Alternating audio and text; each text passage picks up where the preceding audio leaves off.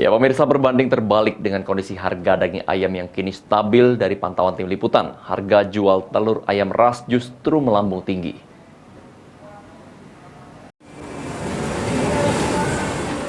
Berbanding terbalik dengan kondisi harga daging ayam ras yang kini stabil dari pantauan tim liputan di Pasar Seki Palembang pada Senin 5 Desember 2022, harga jual telur ayam ras justru melambung tinggi ketimbang harga normal.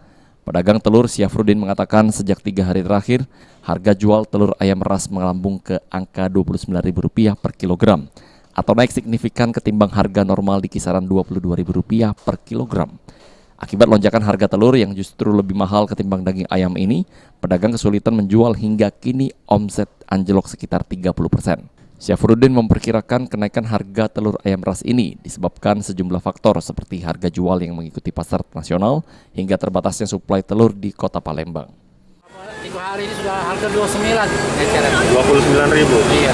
Ini mungkin kalau untuk penjualan gimana? Ya kalau hasil jualan itu ya jauh Turun ya? Jauh. Berapa persen ya Kak? 30%-an tuh. 30%. Iya, 29. Ini sudah 3 hari ini ya? Kalau suplai gimana Kak? Kan sebenarnya ada, cuma kadang-kadang telur ini kan tergantung ke daerah lain. Ya Jakarta tinggi ya pasar Jakarta. Nasional. Dengar-dengar kabarnya telur ini kurang banyak di Palembang ini. Harusnya banyak dikirim di luar kota. Sandi Pratama, PAL TV.